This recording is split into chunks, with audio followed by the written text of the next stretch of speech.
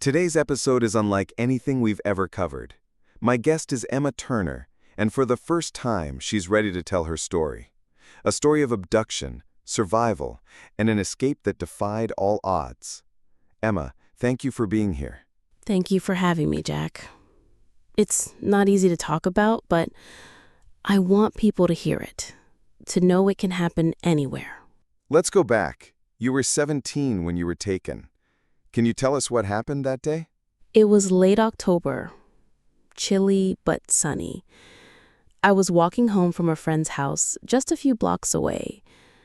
I remember the smell of burning leaves.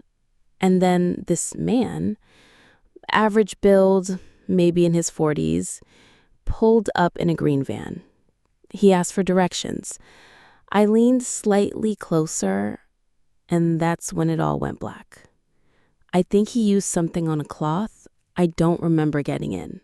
And when you woke up? It was pitch dark, cold, damp.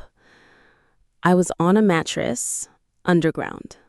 The ceiling was low, and there was this small window above me, maybe the size of a shoebox. Light came through, dim, greenish. I didn't know where I was. I screamed for hours. No one came. Was it a basement? No, it was a bunker. Hidden beneath something that looked like a birdhouse, a pigeon coop. Later, I realized he'd built it to mask the trapdoor entrance. The only way light came in was through that small skylight hidden under leaves outside. And food, he'd lower it down in a plastic bag on a rope. How did you feel during those first hours, the first days? Like I was buried alive. The air was damp. It smelled like dirt, mold, and plastic. There was a small shelf with some books. Jane Eyre, a Bible, a few old paperbacks. Linoleum on the floor, one chair, a mattress. Everything was too prepared, like he'd done this in his head 1,000 times. Did he ever speak to you? Not at first. He wouldn't say a word. He'd open the trapdoor at night, climb down slowly, and just stand there, in the dark. I couldn't see him, but I knew he was there, breathing, watching. Sometimes he'd make this sound like scraping his fingers across the wall. Other nights, he'd hit the floor near me with a stick. Not to break bones, but to control me, to remind me he could. That's terrifying. It was worse than if he just screamed at me. Silence messes with you. You start questioning if you're awake, if you're real. I talk to myself, repeat my name, my address, anything, just to hold on to something. Did you try to escape? Of course. I checked the door, the walls, the shells, but everything was reinforced. He'd poured concrete over the base and hidden bolts in the corners. The trapdoor had a steel latch, locked from the outside. I was trapped, and I knew it. Did you know where you were? How far from home? Not at all. For the longest time, I thought I was in another city, maybe even another state. But the truth, it was worse. I was just a few blocks from my house. He kept me that close, hidden in plain sight. I could hear lawnmowers in the summer, kids laughing, dogs barking.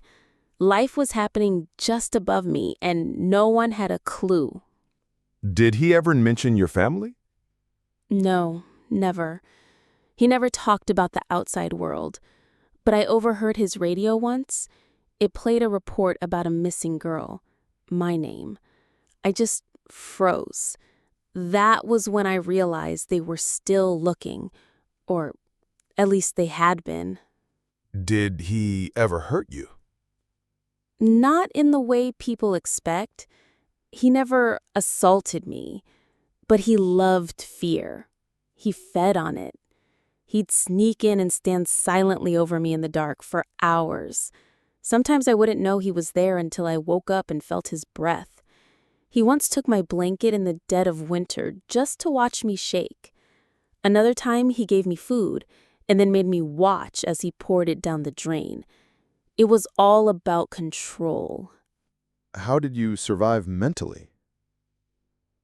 I made routines. I organized the books over and over. I made up songs in my head. I talked to my past self, to my future self. Some days I believed I'd get out. Others, I just tried to breathe. Emma, you were down there for 5 years? Yes, 1,842 days. I counted every one of them by scratching a mark into the back of a bookshelf. It became a ritual, a way to measure time, to remind myself that I was still living time, not just losing it. Did he ever act normal? Weirdly, yes. Some days, he'd lower a new book on the rope, or socks. Once, even a tiny birthday cake in a plastic box. He never said a word, but he'd make these gestures like he believed we had some kind of arrangement, like I was a roommate who just couldn't leave. Did you have any contact with the outside world at all?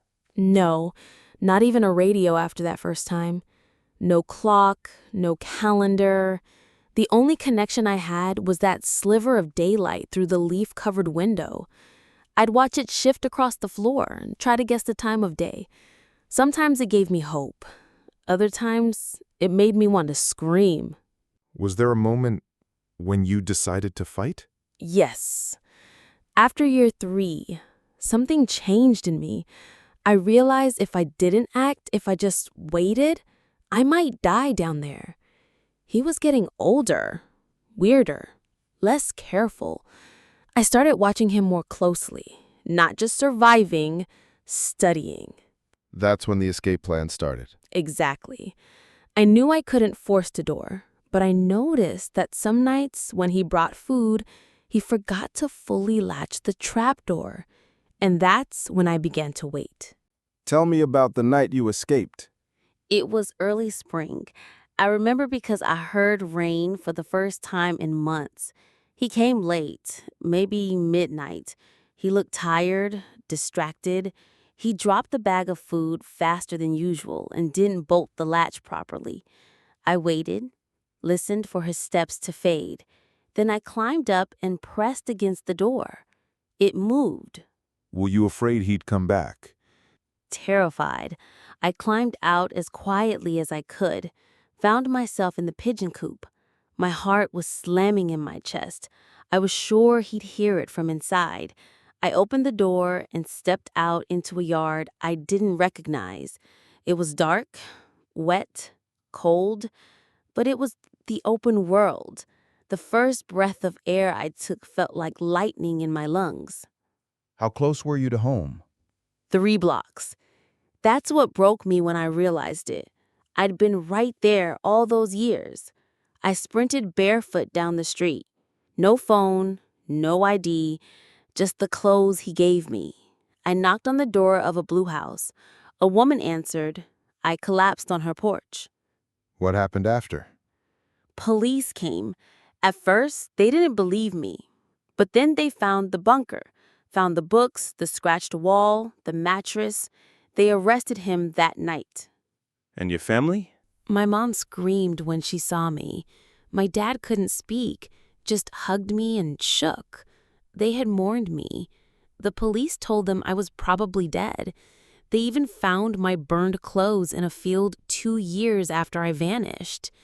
Everyone had given up, except me. What was the hardest part after getting out? People think it's the moment of escape. But for me, it was what came after. The noise, the lights, being around people again. I couldn't sleep for weeks. Every creak in the floor made me jump. Every time I saw a robe or a dark hallway, my body would freeze. Did you get help? Eventually, yes. Therapy, trauma specialists. At first, I didn't want to talk to anyone. But I learned that healing isn't something you do alone, not completely. There were things I couldn't explain even to my family, things I didn't want them to know, like how I'd sometimes dream of going back. Back? Not because I missed it, but because it was familiar. Twisted as it sounds, that bunker was my world for 5 years. Stepping into the real world felt like stepping into a movie I didn't belong in. I had to relearn how to be free. How did the media respond? It was everywhere. TV crews outside my house, headlines calling me the underground girl, people asking for interviews, books, Netflix deals. I turned almost all of it down. This story isn't entertainment, it's my life. And him, the man who did this. He got 45 years. No parole. He never spoke a word during the trial. Just sat there, staring at me. But this time, I stared back. Do you ever think about him now? Not often. When I do, it's not with fear. It's with distance. He doesn't control anything anymore. Not my thoughts, not my sleep, not my story. That power he once had, it's gone. How do you define yourself now? Not as a victim. Not even as a survivor. Just Emma. Someone who lived through something unimaginable and came out whole. I still have bad days, but now I also have good ones. I laugh, I go out, I write. I even adopted a dog. His name is Tucker. He never leaves my side. That's beautiful. And your family? We're closer than ever. They still cry sometimes when they look at me, but we're healing, together. My mom made my favorite soup the day I came back. She said, "You're home," and home means warm food and no locks on the door. I'll never forget that. If someone listening to this is going through something dark, maybe not the same, but similar, what would you tell them? Don't give up. Don't let them take everything. Hold on to something, even if it's small.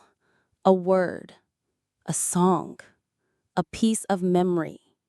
They can take time from you, but not your soul. And if there's even the tiniest window, wait for it to open, then run like hell. Emma, I don't have the words. Your strength, your clarity, it's beyond inspiring. Thank you, Jack. I didn't tell this story to be a hero. I told it because I know someone out there might need to hear it.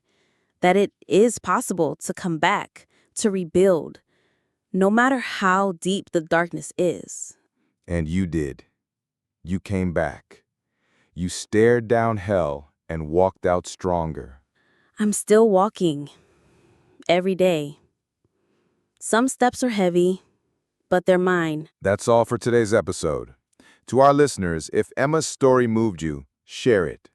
Not for the views, not for the clicks, but for the people who need it. People who feel alone. They're not. Emma, thank you for trusting us. Thank you for giving me a voice. This was the Jack Colton Show. We'll see you next time. And remember, freedom is always worth fighting for.